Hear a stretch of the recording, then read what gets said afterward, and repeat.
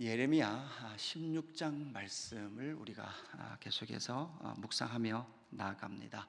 우리가 알듯이 이 예레미야서는 하나님께서 이스라엘 백성들을 다루시고 그 백성들을 심판하시는 그 하나님 아버지의 뜻이 정해졌고 그 뜻을 이스라엘 백성에게 전하여내는 예레미야, 그 예레미야를 통하여 이스라엘 백성들에게 하나님의 뜻을 선포하고 있는 내용입니다.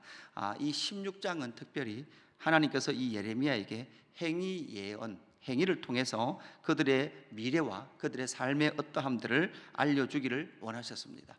이러한 하나님 아버지께서 자기 백성 이스라엘을 다루시는 이유가 무엇입니까? 하나님과 이스라엘 백성들 사이에 어긋난 사랑 때문입니다.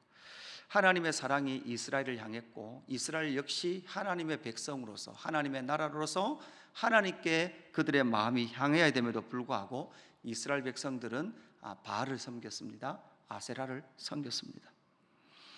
하나님의 말씀도 또한 하나님의 돌아오라는 요구도 듣지 않았던 이스라엘 백성들을 향하여서 하나님은 기어이 뜻을 정하셔서 예레미야에게 너의 행위를 통하여 행동을 통하여 이스라엘 백성들에게 나의 뜻 하나님의 마음을 전하라 라고 말씀하시는 것이 오늘 16장 말씀입니다.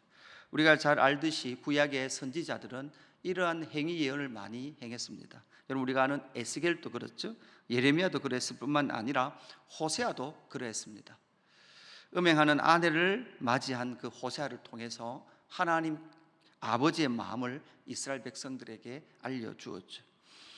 그들은 그들의 삶, 이 선지자들은 그들의 삶의 고통을 통해서 이스라엘 백성들에게 하나님 아버지의 마음을 전했습니다.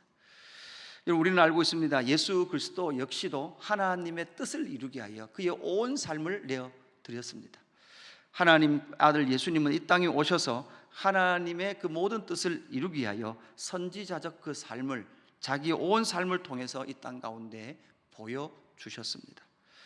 오늘 16장에 나오는 행위 예언에 세 가지 특징이 있습니다. 세 가지를 행하라 이렇게 말합니다. 첫 번째는 무엇입니까? 너는 아내를 맞이하지 말며 자녀를 두지 말라 이렇게 말씀하십니다.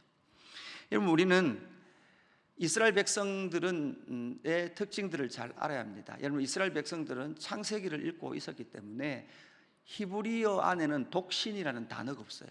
독신은 있을 수 없는 이야기죠. 왜냐하면 하나님이 창조하셔서 아내를 또한 그 하나님의 형상과 모양대로 가정을 이루고 부부가 결혼하는 것은 하나님의 뜻이었기 때문에 그랬습니다. 그래서 구약 성경 히브리어에는 독신이라는 단어가 없는데 하나님께서 이 예레미야 선지자에게 너는 독신으로 있어라 이렇게 말하죠. 아내를 맞이하지 마라, 자녀를 두지 말라라고 말씀하고 있는 것이죠. 하나님의 그 창조의 질서에 어긋난 어떤 그한 부분을 하나님 명령하듯이 그렇게 지금 행위 예언을 지시하고 있는 것입니다.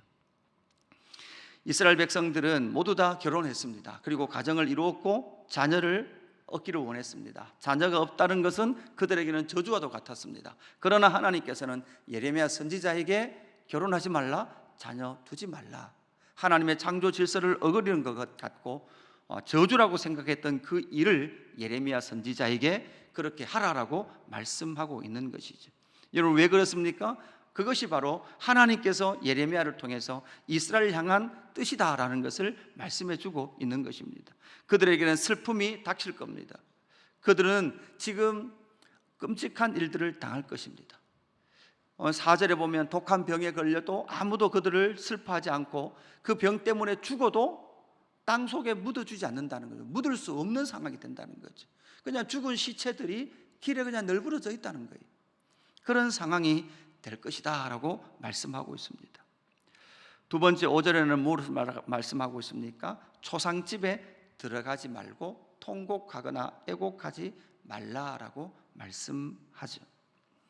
그러면서 5절 후반절에 보면 이렇게 말씀합니다. 내가 이 백성에게서 나의 평강을 빼앗으며 인자와 사랑을 제함이라 이렇게 말씀하죠. 평강은 샬롬이죠. 인자는 헤세드입니다. 사랑은 라함임입니다. 여러분 이것은 이 세 개는 하나님의 나라의 특징을 알려주는 세 가지 단어예요.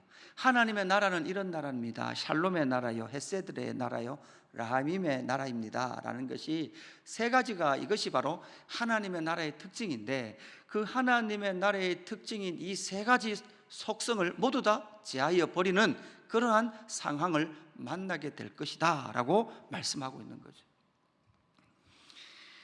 그래서 여러분, 죽음 자체도 여러분 슬픔이고 아픔이잖아요. 그러나 그 죽음조차도 너희들 통곡할 수 없는 그 상황이 너희 가운데 닥칠 것이다 라고 말씀하고 있습니다. 세 번째는 무엇입니까? 8절에 보니까 너는 잔치집에 들어가서 그들과 함께 앉아 먹거나 마시지 말라, 이렇게 말씀합니다.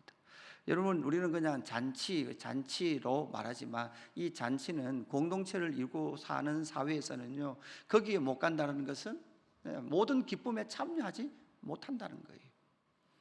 그 지역 공동체의 그 기쁨에 참여하지 못하는 이런 상황. 그런데 여러분, 이 잔치집에 들어가지 못한다는 것은 여러분 무엇을 말합니까? 그 땅의 결혼식이 사실은 이제 앞으로는 신랑과 신부의 소리가 없을 거라는 거죠. 가고 싶어도 갈 수 없는 상황이에요. 왜? 결혼식이 없으니까. 청첩장이 오지 않습니다. 그 상황이 너희 가운데 펼쳐질 것이다. 그리고 그 일은 9절에 보니까 만군의 여호와 이스라엘 하나님께서 이와 같이 말씀하시니라. 보라, 기뻐하는 소리와 즐거워하는 소리와 신랑의 소리와 신부의 소리를 내가 내 목전 내 시대에 이곳에서 끊어지게 하리라, 이렇게 말씀하죠. 예레미야의 시대에, 예레미야의 눈 앞에서, 그리고 예레미야의 그 시대에 이 일이 이루어질 것이다 라고 말씀하고 있습니다. 이것은 무엇을 말합니까? 왜 이런 일이 일어났습니까? 결국 마지막 세 번째 신랑과 신부의 이야기를 하시면서 결국은 하나님과 이스라엘 백성들의 혼인 언약이 뭐였다는 거예요? 깨트려졌다는 거죠. 하나님의 그 언약, 하나님과 이스라엘 백성들이 맺었던 그 모든 약속들이 깨트려졌음으로 말미암아 예레미야 선지자에게 세 가지 행위 예언을 통해서 이스라엘 백성들에게 알려주라라고 말씀하시는 겁니다. 10절부터 13절까지는 무엇입니까? 이렇게 한다면, 이렇게 행위 예언을 한다면 이스라엘 백성들이 예레미야에게 뭐 해야 됩니까? 물어야 됩니다. 근데 이 말씀을 묵상하는데 사실 이보다 10절 말씀을 보면 이렇게 나오잖아요. 내가 이 모든 말로 백성에게 말할 때에 그들이 내게 묻기를 여호와께서 우리에게 이 모든 큰 재앙을 선포하시면 어찌 됨이며 우리의 죄악은 무엇이며 우리가 우리 하나님 여호와께 범한 죄는 무엇이냐라고 물어야 되는데, 이스라엘 백성들이 물었을까? 더 비극은 여러분 뭘까요? 여러분, 묻지도 않는 거죠. 하나님 앞에 묻지도 않는 것. 그것이 바로 이스라엘 백성들의 비참함, 하나님의 떠남의 그 모습들을 보여주고 있지는 않았을까라는 질문이 들기도 하더라고요. 하나님께서 이 세 가지 예언을 예레미야에게 행위 예언을 하라라고 말하면, 그렇게 말씀하실 때 이렇게 행위 예언을 하면 이스라엘 백성들이 뭐 해야 됩니까? 왜 이런 일이 일어납니까? 라고 하나님께 질문을 해야 합니다. 그럴 때 11절은요 무엇에 대한 내용입니까? 그들의 조상의 죄에 대한 내용이 나오죠. 너는 그들에게 대답하기를 여호와께서 말씀하시되 너희 조상들이 나를 버리고 다른 신들을 따라서 그들을 섬기며 그들에게 절하고 나를 버려 내 율법을 지키지 아니하였음이니라, 이렇게 말씀합니다. 이것이 바로 그들의 조상들의 삶을 말해주는 것이죠. 이렇게 11절만 말하면 예레미야 시대에 살아가던 이스라엘 백성들은 하나님께 뭐라고 말할 수 있습니까? 그건 우리의 죄는 아니지 않습니까? 우리 조상의 죄지 않습니까? 라고 말할 수 있을 겁니다. 거기에 대하여 12절 너희가 너희 조상들보다 더욱 악을 행하였도다, 이렇게 말씀하고 있습니다. 더욱 악을 행하였다는 말은 11절의 그 모든 악을 그대로 다 누구도, 예레미야 시대의 이스라엘 백성도 가지고 있었다는 거예요. 그뿐만 아니라 그보다 더 악한 이유는 무엇입니까? 보라, 너희가 각기 악한 마음에 완악함을 따라 행하고 나에게 순종하지 아니하였으므로, 이렇게 말하죠. 그러니까 결국은 그들의 마음의 상태가 어떤 거예요? 완악한 거예요. 악한 거예요. 자기가 생각하는 대로, 자기의 감정이 가는 대로, 자기가 하고 싶은 대로, 생각하고 싶은 대로, 그러니까 마음이 돌같이 굳어진 채로 살아가고 있는 이스라엘 백성들이죠. 여러분, 신앙은 무엇입니까? 예수 믿는다는 것은 무엇입니까? 이 돌 같은 옛사람의 마음을 예수와 함께 십자가에 못 박는 거예요. 이 돌 같은 마음을 좀 회복해서 사는 것이 아니라 옛사람의 마음을 버려버리는 거예요. 십자가에 못 박아버리는 거예요. 우리의 죄를 지고 예수님께서 십자가 지시고 죄의 문제를 해결해 주셨다, 맞습니다. 그러나 한 단계 더 나가면 그 예수의 십자가에 여러분 뭐 했습니까? 우리가 같이 죽었습니다. 우리는 바꿔서 쓸 수 없는 존재입니다. 좀 변화되어서 살 수 없는 존재입니다. 죽어야 됩니다. 옛사람이 죽어야 됩니다. 아니, 죽었다라는 것이 복음의 핵심입니다. 예수와 함께 죽었고 예수와 함께 살았습니다. 새 마음을 얻었습니다. 이스라엘 백성들의 상태가 바로 그러한 상태였다라는 것을 우리에게 말씀해 주죠.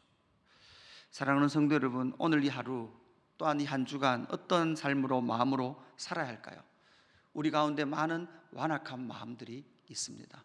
여러분, 그 완악한 마음들은 왜 생겼을까요? 여러분, 하나님께서 이렇게 다루시고 계시는데도 불구하고 그 하나님의 다루심과 하나님 앞으로 돌아가기보다는, 여러분, 이스라엘 백성들이 사실은 왜 이렇습니까? 라는 질문을 해야 되는데, 사실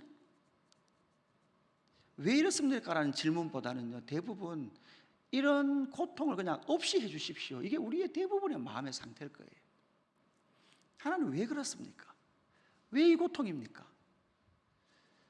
우리는 너무나 쉽게 죄 때문에 그럴 거야 뭐 그러잖아요. 뭐 인과응보라 그러고 업보라 그러고 뭐 그냥 이러잖아요. 근데 그게 아니라 하나님 앞에 서서 하나님 왜 이렇습니까? 우리의 삶의 처지와 형편이 왜 이렇습니까? 이것이 그냥 없이 해주십시오라는 것이 아니라 하나님 앞에 서서 끊임없는 그 질문, 여러분, 신약 시대를 살아가는 우리의 삶 가운데도 끊임없는 고통들이 있지 않습니까? 그 고통의 원인이 무엇입니까? 라는 그 질문을 가지고 하나님 앞에 서서 창세기 1장부터 찬찬히 읽어보면 지금 이 시대의 깨어짐과 인간의 인류의 그 고통과 분쟁과 전쟁의 이유가 다 성경 속에서 뭐 해주고 있습니까? 말해주고 있더라는 것이죠.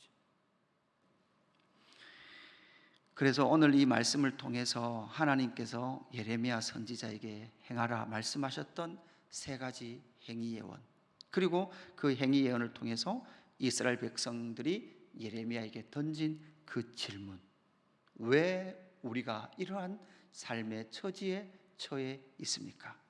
거기에 대한 하나님 아버지의 답, 완악한 마음. 여러분, 완악한 마음 십자가에 못 박으시고 그곳 가운데, 내 마음 가운데 임하신 성령님을 통하여 새 마음을 얻어서 오늘도 새 사람으로 살아가는 저와 여러분의 삶이 되기를 주님의 이름으로 축복합니다.